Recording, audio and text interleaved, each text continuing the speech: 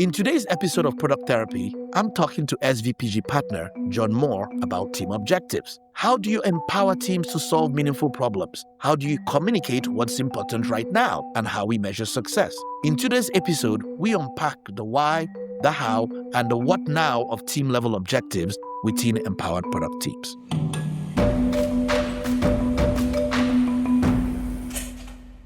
Jon, welcome back to Product Therapy. Thank you very much, Christian. Always a great pleasure. I love it. Jon, I actually like this topic a lot, but I want to do some framing because we're calling it team objectives. One of the most common frameworks going around right now is the OKR framework, Objective Key Results. Is this the same thing? Why are we not calling it team objectives? Maybe define team objectives for us just to kind of give some framing here and maybe how they might differ from, company objectives. Okay, let me be clear. If you work for me, then team objectives would be problems to solve. Full stop.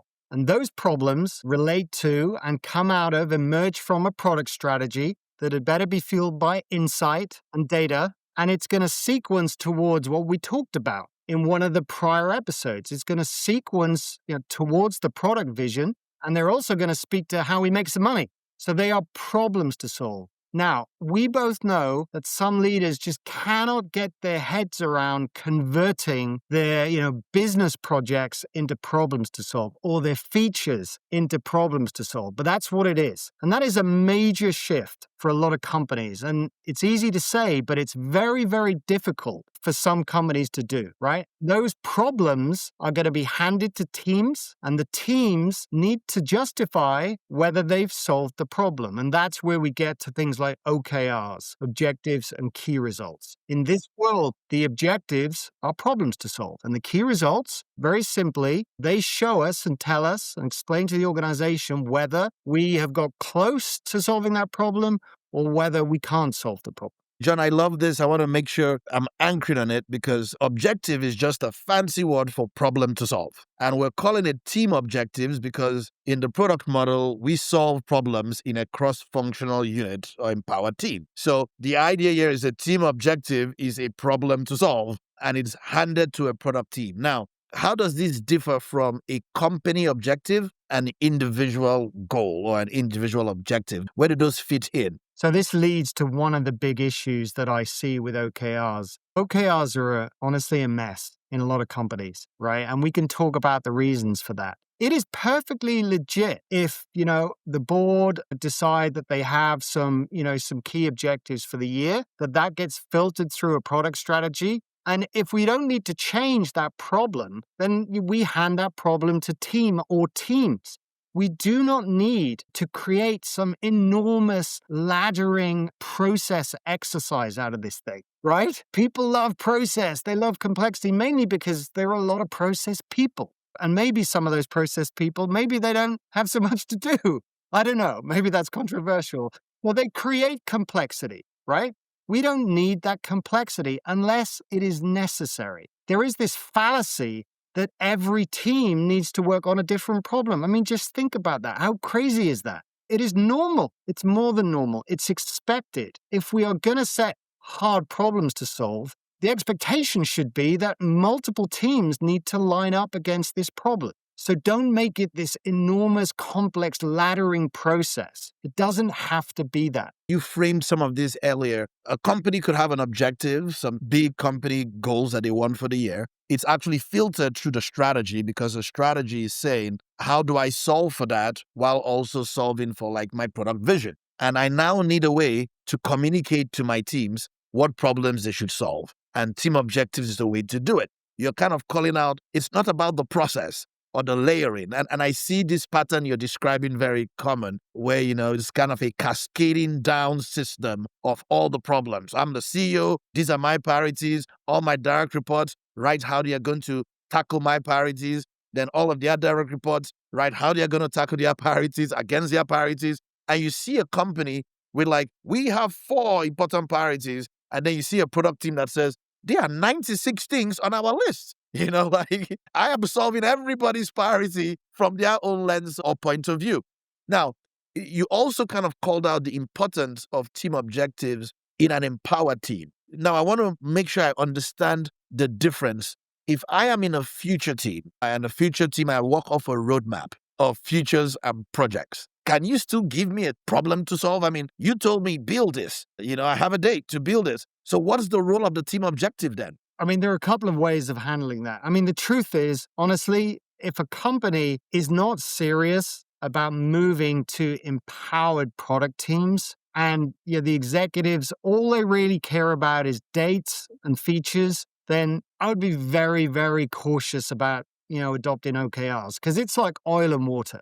Objectives and key results are all about outcomes. If the executive team don't care about outcomes, they just want their stuff delivered on a date and then we move on to the next thing, then what happens is you find that the product and technology teams care about one thing and the execs care about another. In those examples, I will try and persuade the exec team and the leadership teams that they should actually be caring about something else, that their model is all about output, and the teams are starting to think about outcomes. And if I can persuade them, then great. Maybe we can bring these things together. If I can't persuade them, then in truth, what I would say to the teams is, look, not now. You are ahead of the leadership team. What I would ask you to do is think about things differently. I would take your feature roadmap, you know where I'm going with this, and I would just very quietly add one thing to that roadmap. I would add the outcome. And what we're going to do is very gently, over time, it can take a year, maybe longer, we are going to gently shift our leadership from thinking about output, getting that thing out the door, and we are going to focus their attention on outcomes. So when you deliver that thing, you're going to send a data readout, and you're going to start to talk about, well, we delivered feature X, but you know what? It's not really having the impact that we want. The metric hasn't been shifted, but we've been a good product team. And we have 5 other things in discovery, and one of them is testing pretty well. Maybe we'll try that out. And we are going to shift the organization slowly to that. But you've got to be cautious. Yeah. I mean, John, you're nice. I think I'm more pointed about this. I tell them team objectives is a way to communicate what problems to solve for empowered teams. It's not for delivery teams. It's not for future teams. I see so many companies, they tell me, well, Christian, we tried that OKR thing. It felt more like, okay, this really sucks. It wasn't sticky. People did not adopt it. It was like a lot of process for a while, and then it kind of faded out. A lot of that comes down to leadership, though, yes. Right? Well, that's the point. And what happens is, what I hear the leaders say, they don't use these words, right? But this is what they're thinking. They're thinking, well, Google uses OKRs. There you go. And they make billions of dollars. Yes. So if we use OKRs, we'll make billions of dollars. And they think it's some shortcut to success. Which, of course, it's not. It's not. I asked them the question, John. I say, so do you have a culture like Google? Do you work like Google? They say, what do you mean? I said, do you work in empowered teams? You give them problems to solve? And they're like, no, it's an alignment tool. It's a communication tool. It's a cultural tool. If you don't have the same environment, of course it's not going to work. It's not a broken thing in the OKR, is that the environment is not designed for that. I mean, more pointedly, I say to people, you cannot have a OKR and a roadmap. They're like, what do you mean? I say, look, your OKR says the most important thing is to improve customer satisfaction. Then your roadmap says, build this mobile app by Monday. What do you think your teams are going to work on? What do you think they're going to do? They're going to work on the day. It's urgent. What is important? And it's kind of like a big cultural change for people to kind of understand, like, it is not about the process and the technique of communicating. You are calling out team objectives are a way for leaders to communicate what's come out of the strategy, what important problem a team should go solve, and to empower them to come up with measures of success in some ways. So I really love that point. I'm actually more pointed when I coach teams because I already know where it's going to end if they just pick up the process but not pick up what you said before, the fact that it's about outcomes. I think there's another important dimension. You're absolutely right that leaders sometimes, they think of it as a shortcut process to success, and they don't really want anything else to change. And then we have to remind them, look, just so you know, OKRs was born. It was born from these, empowered cultures, right? And in these empowered cultures, though, and this is really the other dimension, the teams were mature, right? They had strong, mature product managers, strong, mature tech leads. And those individuals had trust. The other dimension, which is maybe tough for teams to hear, is do you have that? Answer it honestly. Do you have that maturity? Are you experts in all the areas that a product manager has got to be expert in to gain trust? Same is true of tech leads. If you are not, then ask yourself the question, are you deserving of being trusted? Let's get into the mechanics of it. Okay, team objective. What makes a good team objective? I think a good team objective, I've already said it, has got to be a problem to solve. It cannot be some feature to build. So an example it would be, let's say we have an issue with the product in Japan, and we jump to some conclusion that is unvalidated, that has been, I don't know, picked out of the mind of some senior exec who has just decided that it's a problem, with churn. Right. And the issue with churn is that it's an onboarding experience. So we're going to fix the onboarding experience in Japan. The pointed point you're trying to make is most people give the solutions they have in their head rather than the problem to solve. And they describe the problem to solve from the lens of their solution. You're calling out that a good objective is one that focuses on the problem to solve, not the future or the solution or another way of communicating a future. Yeah, and it's so easy, for this entire thing just to revert to features to build if you get it wrong. So the first thing is it a problem? Now, as a leader, you may have a lot of experience and you may have an idea in your head as to how you think the team might like to think about that problem. In that case, you can pass your idea down, right? It's not a mandate, but it's look, here's the problem. And, I have this, idea and I think it's a good one. Maybe you should go try it. And that's legit. I think it's okay as long as it's not a mandate.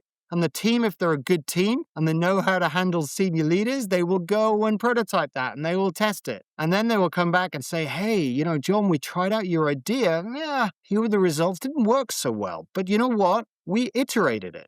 This really appears to work. Does that still work for you? This is good. This is going to solve the problem. And that's how we roll. And the way we look at an objective, like saying the OKR model, the objective can be a customer outcome or a business outcome. We know that every company's problems always end up in get rich or die trying. At the end of the day, all of the things we want to make money, we want to grow profit. Is there a balance between how much of your objectives or a balance between business outcomes and customer outcomes in team objectives? Is there right or wrong? Should you have more focused on the customer than the business or a mix? It depends on the company and it depends on the context. The point that you've made, which is a good one, is it had better be one or the other. It had better be a customer problem or a business problem. The one thing I do see sometimes in less mature organizations is, and especially in product organizations, is they think that it's all about customers, right? And I kind of know where that comes from. And, I can lean into that, but it's not. It is always about business problems too. We always have business problems and we always have customer problems.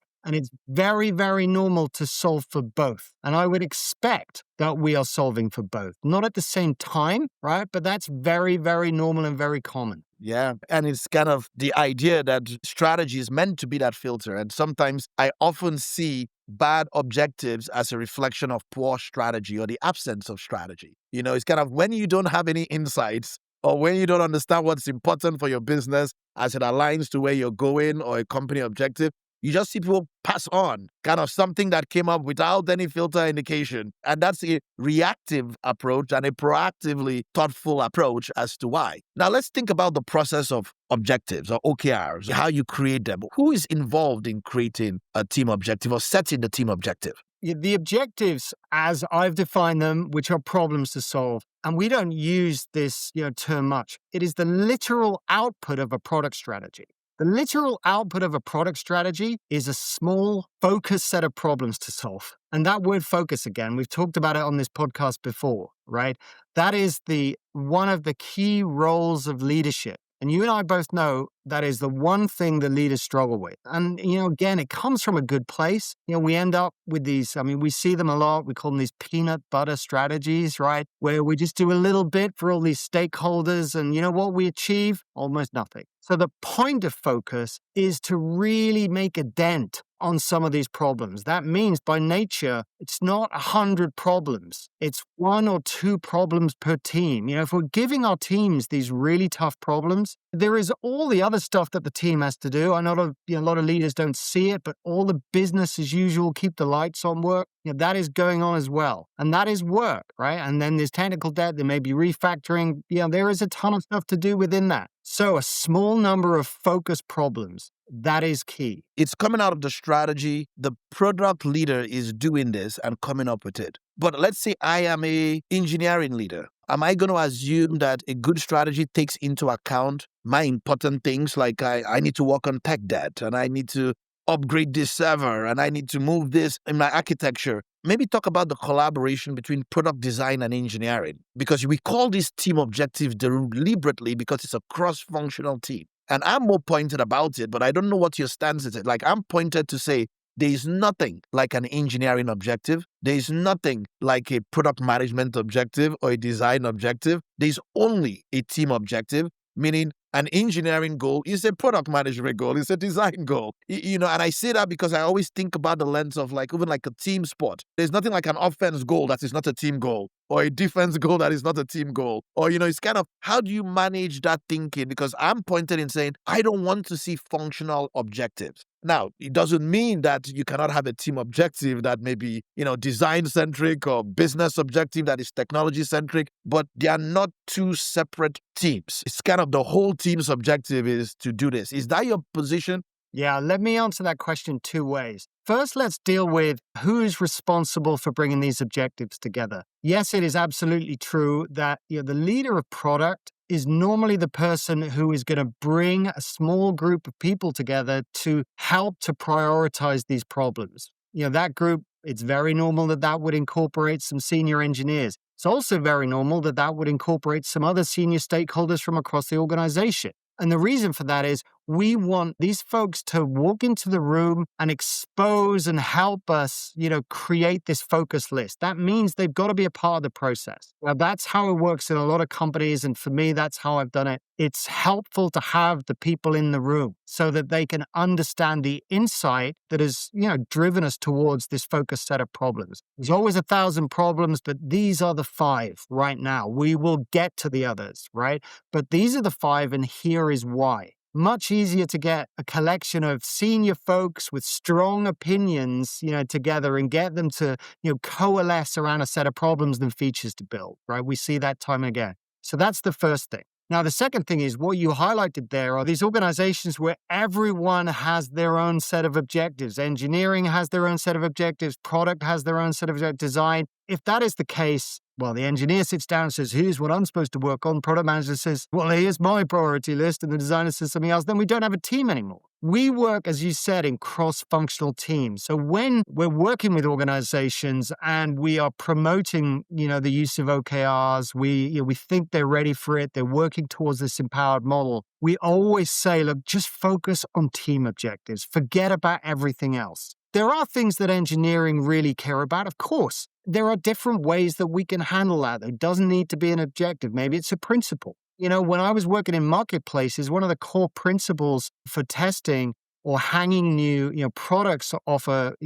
flow is that, look, it's not going to detrimentally impact overall conversion, for the company, right? We have to find a way of exposing this stuff so that it doesn't have a detrimental impact on that. That was a principle. So engineering can have their principles around performance or, uptime, whatever it is. The same is true of product. The same is definitely true of design. I like that. Now, how often should team objectives be revisited or refreshed? Is quarterly the gold standard, or is there a better cadence?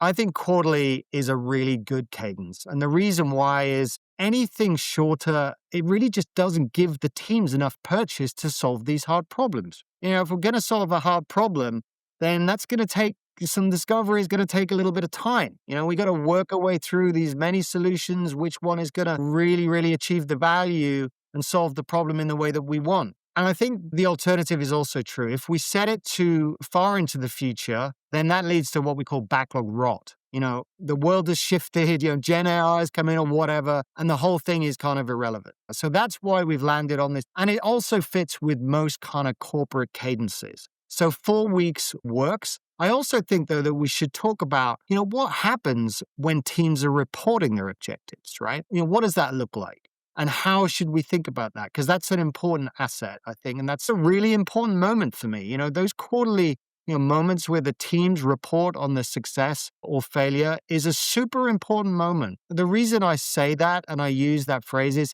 it helps to define culture. So let's play that out. First of all, in the ideal world, the objectives come from leadership and the measures of success, the key results come from the team. They are saying, this is how you can measure that we're doing a good job. at solving the problem. So it is a little top-down, bottom-up process in that way in how it comes. And I think that's an important misconception, is that a leader tells you, go increase revenue and do it by 20%. It's kind of meant to be, the problem I have is I want revenue to go up. You are telling me like you can measure it by sales going up or this indication. So I want to play this cultural thing you're talking about. End of the quarter, you said, you want to increase customer satisfaction. I said, we can improve satisfaction by 20%. I only do it by 1%. You're my leader. Tell me how I present this to you and what is the environment of feedback, because empowerment should be accountability. So how do we manage this? So I think this speaks to the maturity of leaders. When we are handing out these problems to teams, you're absolutely right. We are not giving them the key results. We do have certain expectations in our brains, though, right? We are humans. And so the ambition level is important. We need to use our kind of, sense, our product sense, when we talk about the ambition level. Now, if we have a problem that is killing the company and we're not going to be here in 6 months, then clearly I'm going to say to the team, look, it's not going to be helpful if we move this metric from 4% to 4.2. We've got to get it to 15. Otherwise, frankly, I'm not even going to be here by the time of our quarterly review, and neither will you. And that's going to impact all of their work. It's going to impact, the hypotheses. It's going to impact how they think. And there is huge risk there. And in that example, you know what? I'm not even holding the team accountable to that, because I know there is every chance that they won't achieve that, because that's moving from like 4% to 15%. In that scenario, you give it to like 5 teams or every team if the company's, going to go under, right? So that's the kind of level of ambition. So, when you use that example of 20%, my spidey sense would be like, hey, that was unachievable. There have been moments as a leader where, at the end of the quarter, the team have come in and they've said, look, we worked in this way. Here was our problem to solve. Here's what we did. We had 5 or 10 great hypotheses. We tested them well, and nothing really shone. Like, we did good product work. We really did our best. But, we only got, in that example, from like 20 to whatever. But we didn't get close to what we said. In that example, I kind of think that's on me as the leader. I got that wrong. I didn't give them the right ambition. Maybe I didn't have experience, or maybe I just got it wrong. Or maybe there was some other issue. We weren't ready to solve that problem. We didn't have the tech, or the team didn't have the people. The point being, in that example, I'm not holding the team accountable. It's like performance management we see in companies. I'm like, are you going to add it to my bonus? Is this how you measure us? But you're doing something here that I think is important to call out. You're leading with context, which is not often where a lot of companies feel like objectives are mandates or a top-down way of doing control on a team. So they don't feel like missing a target or missing a number will come with what you're describing, like an understanding that there are many reasons or drivers for that. And I think the way I typically advise is like you treat it like a retrospective, like an outage. I've always talked about like if our goal is to improve revenue and you do it by 1% when you were meant to do it by 5%, we hopefully discovered how to increase revenue by 1%. And we learn and we calibrate. And you talked about team maturity. Over time, you start to see teams get better at their level of ambition because they kind of know what they can produce. But sometimes this can also be a way to drive behavior, meaning you might want people to have moonshot goals because you want them to innovate. To your example of like, if we're going under, I don't want things that are going to move the needle like 1 percentage point. I need big ideas. I'm going to have many teams working on it. So I kind of love that aspect of it. Now, Jon, what would you say to teams that feel like they just have a backlog of stakeholder requests and mandates? And I'll give you a good one. I work with big enterprise companies and big financial, and they talk about regulatory compliance kind of mandates. Update this and address this risk or address this thing by this date. And they're like, I don't know what the team objective stuff is in here. I have must-dos, have-to-dos, stakeholder-driven requests. That's a big one. I've been working with some big transformational clients in healthcare right now. And they have a lot of legal compliance issues that they just have to get done. Now, what you just talked about was the other side of the ambition point, right? Which is, for most teams who are working on moving a metric from 4 to maybe 5, we are holding those teams to account. And you raised and you highlighted, those moments in time where the team come in, they are absolutely accountable for their work in that kind of a context, right? And so in those moments where we get the teams together, we are going deep on the decisions they've made, on how they've approached their work. No one's getting thrown under the bus, to your point. This is all in the kind of context of helping us learn. But we do want to hear the story of how they've approached their work. Now, the question involves these moments in time where we just have to get something done by a date. It is important, I think, as SVPG partners, we spend a lot of our time talking about outcomes and the fallacy of the kind of projects and features and dates environment. But there are moments where we just have to get it done. We have a phrase for that, which is called a high integrity commitment, right? And really the key word there is integrity. I've worked a bunch in marketplaces, and in marketplaces, you have a Christmas rush. If you don't get something in by the start of November, it ain't going to hit the product until January. It's a reality of our world. Now, it's a smaller percentage of work, but it's not to be underestimated. If you're working in platform, a much higher percent of your work is by nature going to be high integrity commitments because I've got 5 teams relying on me, delivering this capability or whatever. When a team has a high integrity commitment, the first thing is, it is a big thing. And it's a big thing because it builds trust, right? So the team's got to go away and they've got to do the discovery work. I got to look at it. You look at the value risk, usability risk, feasibility risk, viability risk. And then they come back. And if they can commit to this thing, they nominate a date, work hard and work smart. Yeah, we can get this done. And when they nominate a date, they move heaven and earth to enable that and make it happen.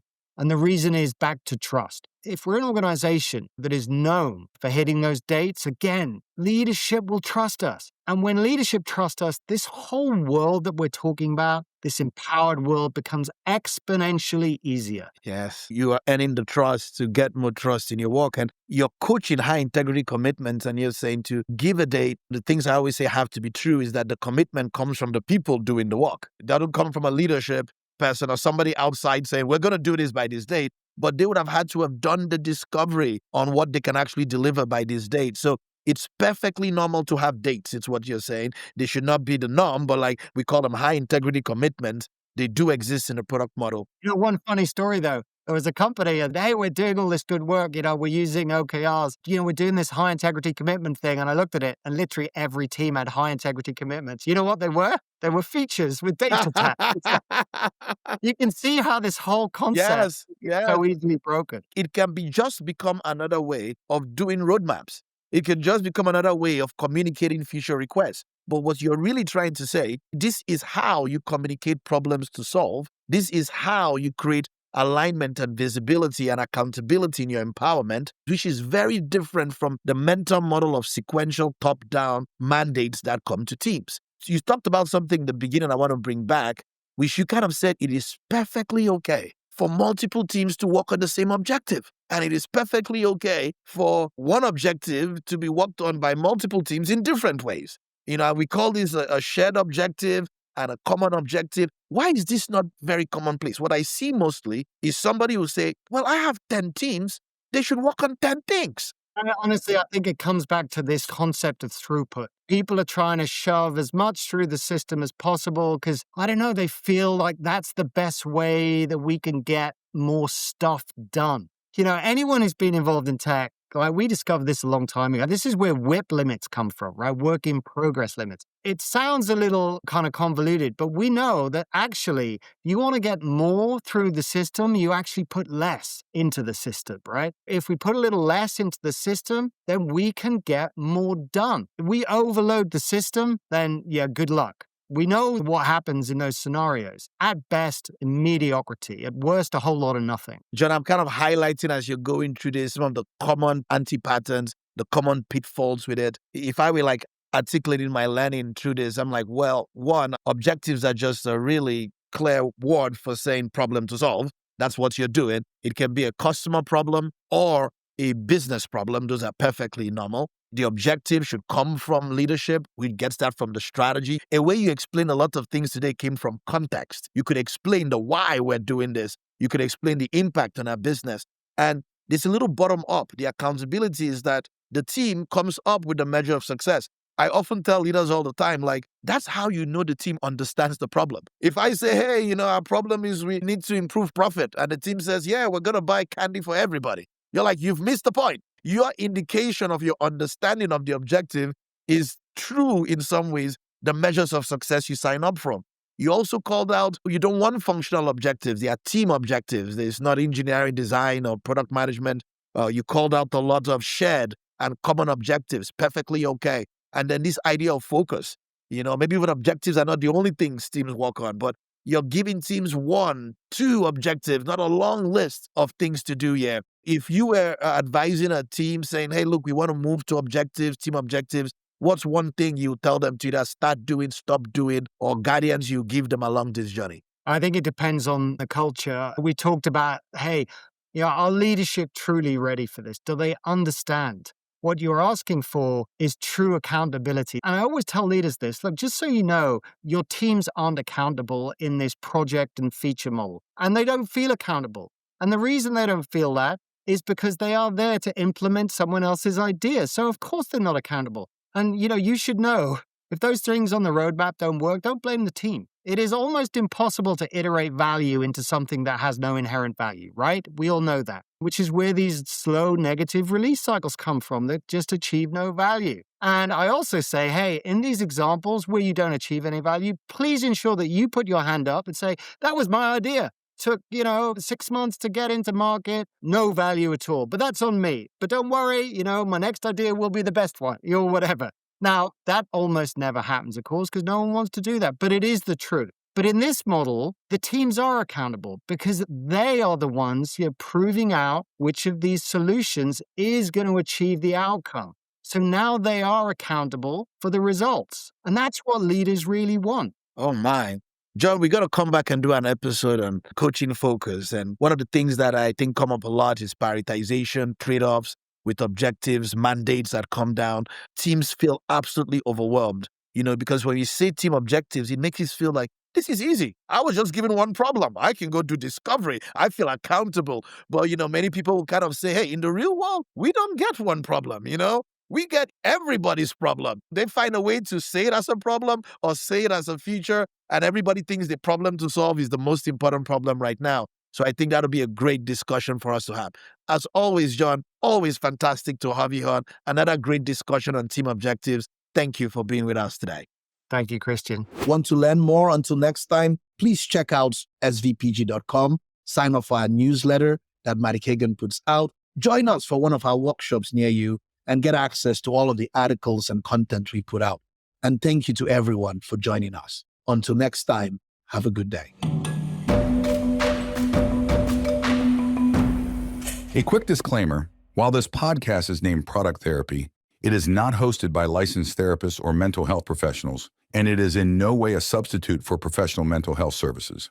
We recognize the importance of mental well-being and encourage anyone facing personal difficulties to seek support from qualified professionals. See www.findahelpline.com.